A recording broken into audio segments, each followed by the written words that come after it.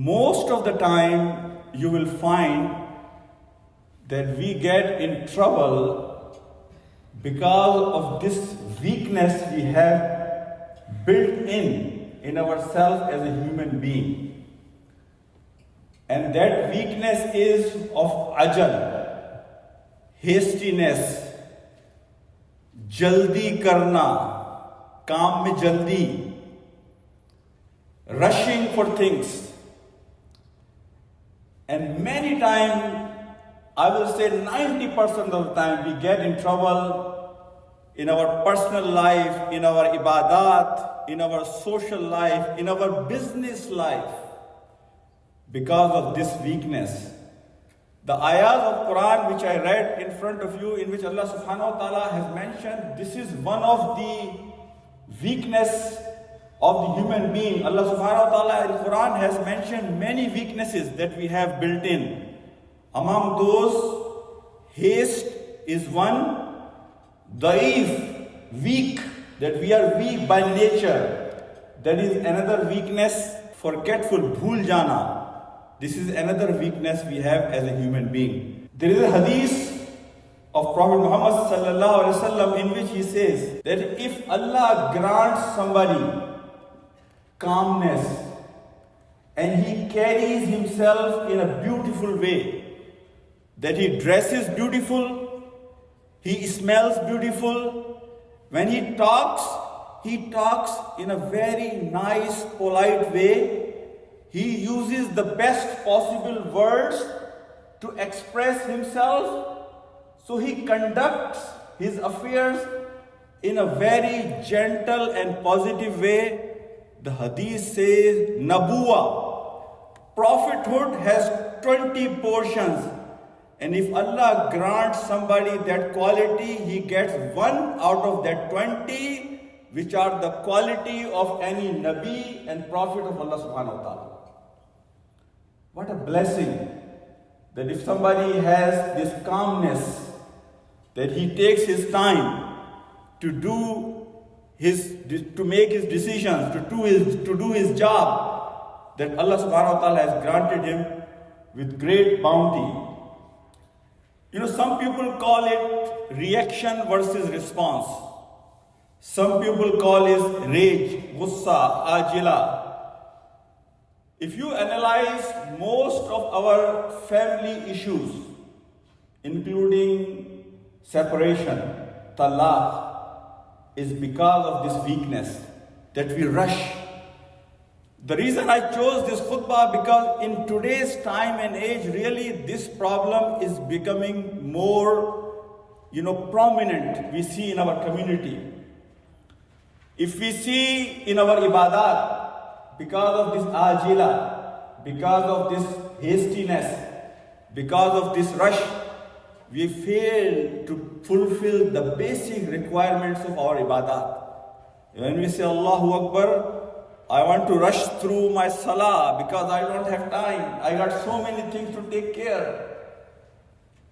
The requirement from me is, as it is said in one of the hadiths, Prophet Muhammad sallallahu alaihi wasallam, he says that when you say Allahu Akbar and you recite Quran, when you go in ruku, you should let your body relax. And when you find yourself in calm, then you say Sami Allahu liman hamida.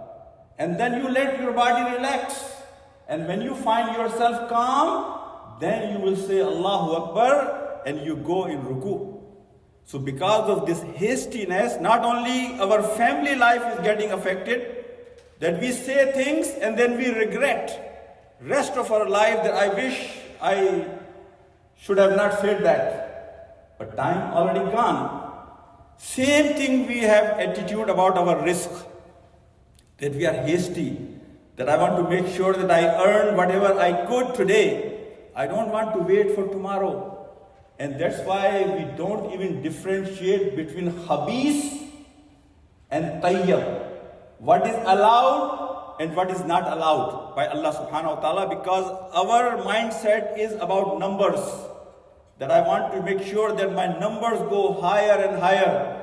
I don't care if it's khabis, unlawful, or tayyib, which is lawful. by Allah subhanahu wa ta'ala. My brothers and my sisters, today inshallah I'm going to share with you a few examples.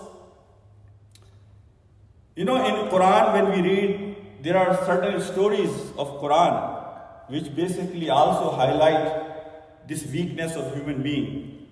When Hazrat Musa alayhi salam was called on mountain of Tur, when he went on mountain of Tur, he went before his permitted time. And Allah subhanahu wa ta'ala was asking him, why you came early, before your time? And he said, Ya Allah, I wanted to meet you. I wanted to spend time in your company.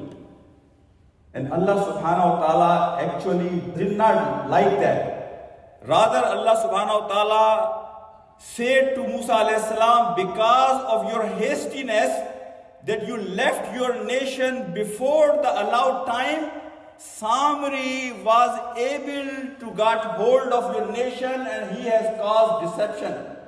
He has taken them away from your religion because of your hastiness.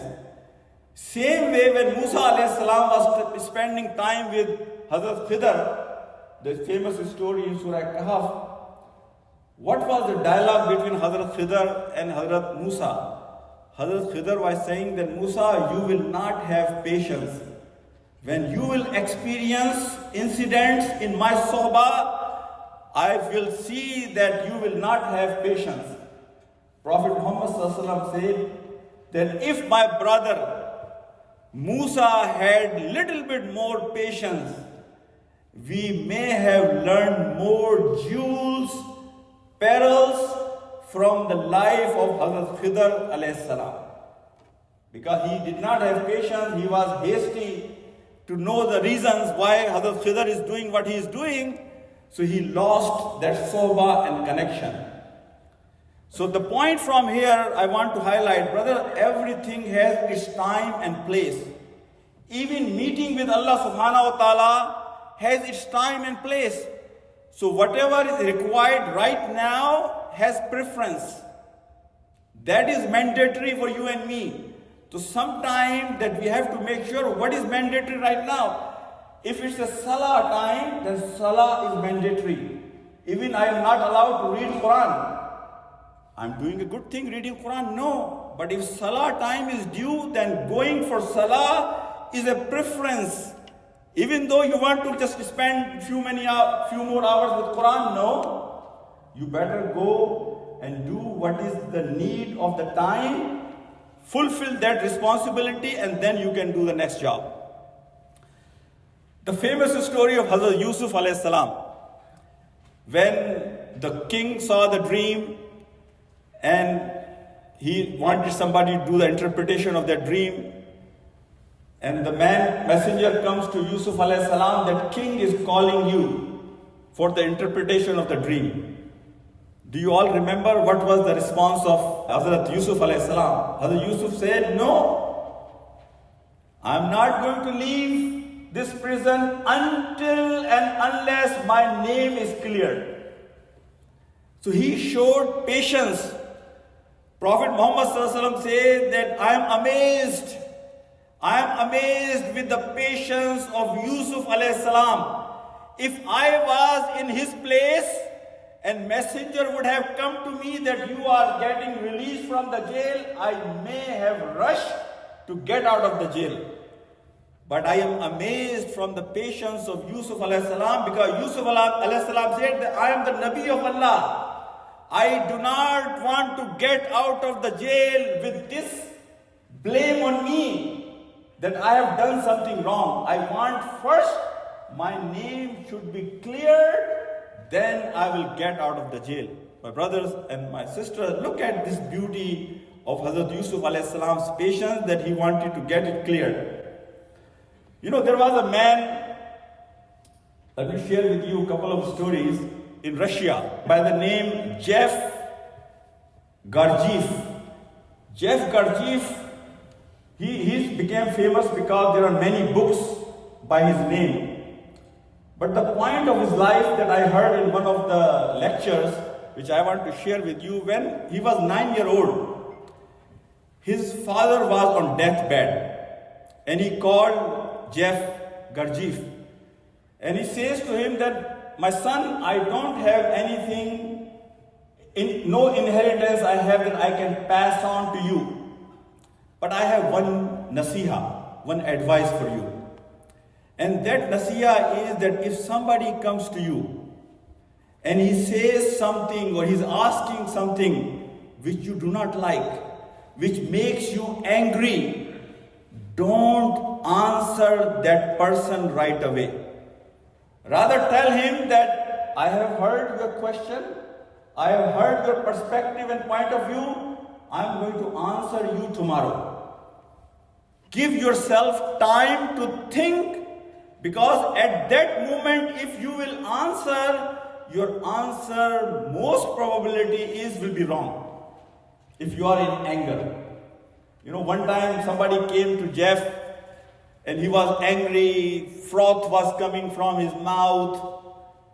So Jeff tells him, brother, in last 2-3 minutes, whatever you said, froth was coming, your blood pressure was going high, I can see that your face was red. I can understand only one thing. Whatever you are saying is very important to you. And I have understood part of it, but I need some time to understand exactly what you are saying. So let's talk tomorrow. The man who was angry on him, he came the same evening to him, before even tomorrow morning, and says, whatever I was telling you, most of it was wrong. He said, still, I understand that 70% of the things you said were wrong, but still we will talk tomorrow. CEO of Google, Sundar Pichai.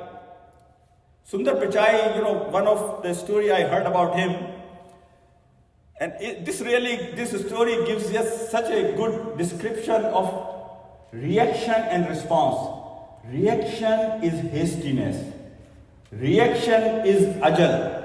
Reaction is rushing for things. In one of the stories, he says that I was sitting in a restaurant and I saw restaurant was full of customers. One flying cockroach entered in the restaurant, and I saw one woman on which that cockroach sat down.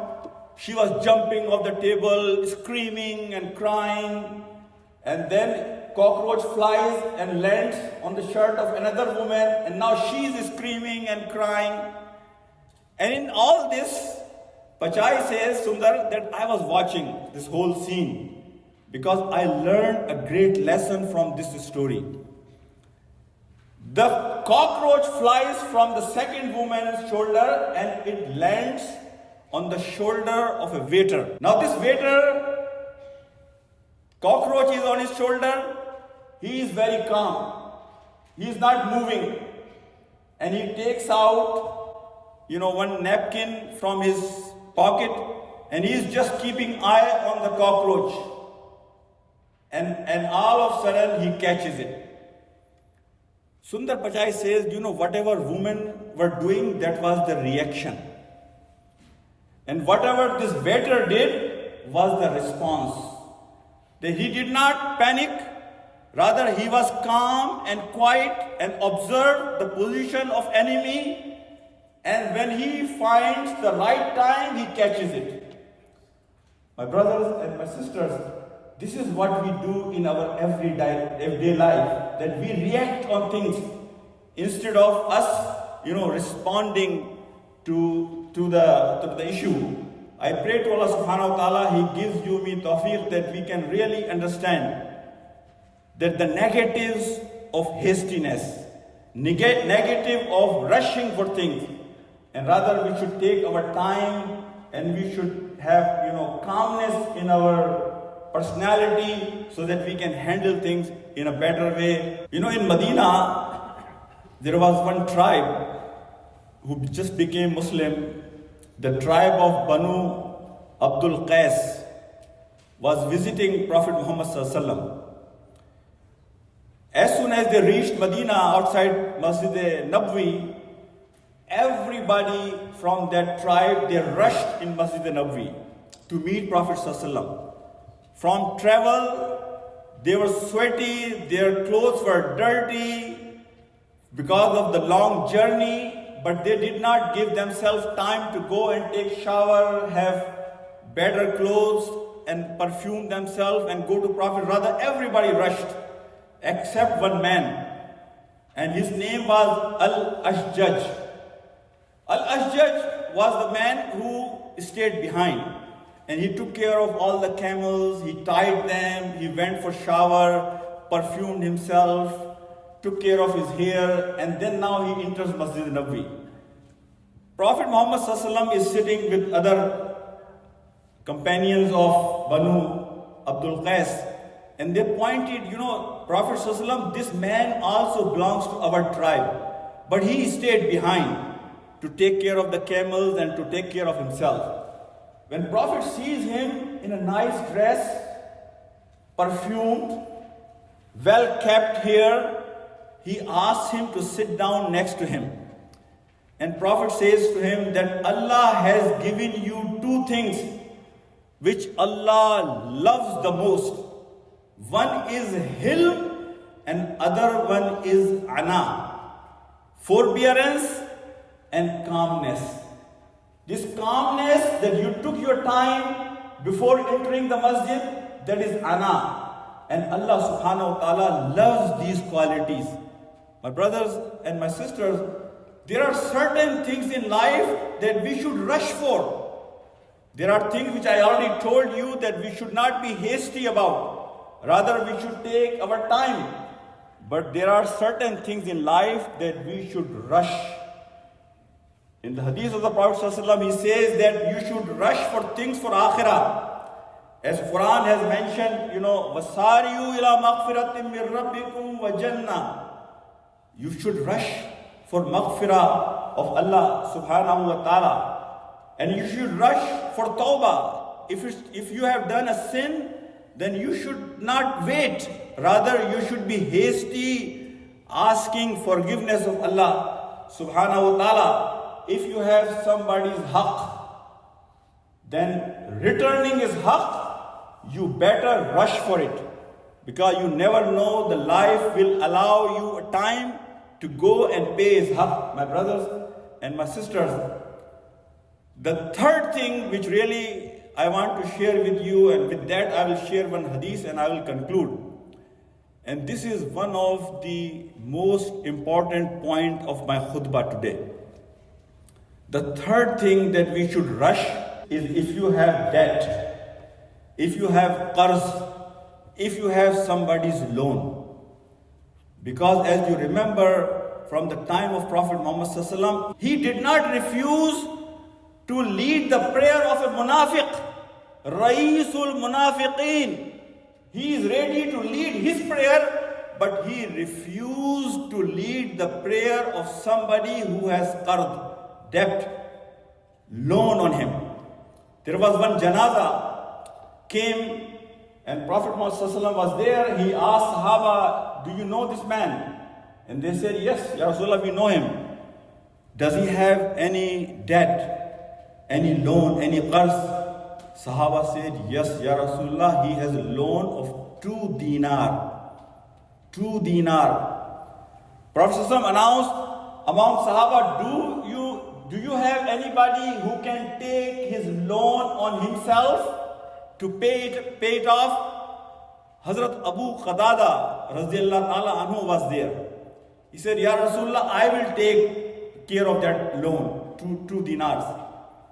Burial happened.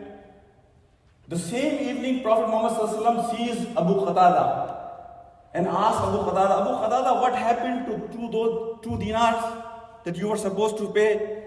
Abu Qatada says, Ya Rasulullah, the burial just happened. I was busy in that. I did not get time to pay those 2 dinars. The next morning, Prophet ﷺ sees Abu Qatada again. And he asks Abu Qatada, what happened to the loan of your brother, that 2 dinar? Abu Qatada says, Ya Rasulullah, I just paid it. And Prophet ﷺ said, Abu Qatada, now the flesh of your brother has been cooled. The flesh of your brother now has been cooled. Imagine 2 dinar. And look at the reaction of the Prophet Muhammad ﷺ, that he was so eager to make sure that Abu Qatada pays off those 2 dinars so the body of that man can be cooled down, can find peace. Wallahi, in our today's practical life, I see so many brothers that we are so heedless and careless. If I have haqq of somebody, if I owe somebody something, and if I have a qard of somebody, I take my time. I'm worried about everything else, but paying off the loan of somebody. Wallahi, this hadith, I heard the detail of it few days ago, and I was shocked that look at the importance that before we depart from this dunya, that we should have given back everybody's right. From this, I will remind myself and you, brothers and my sisters, wallahi, this should be one of our dua every day. If Allah grants you and me a peaceful death in which that we can have real sakina and real peace when we depart from this dunya, this is one of the greatest blessing of Allah subhanahu wa ta'ala. That when we depart from this dunya, we have nobody's loan. We are ready to meet our Rabb, and we are ready to depart from this dunya with peace, and our shoulders don't have burden of anybody.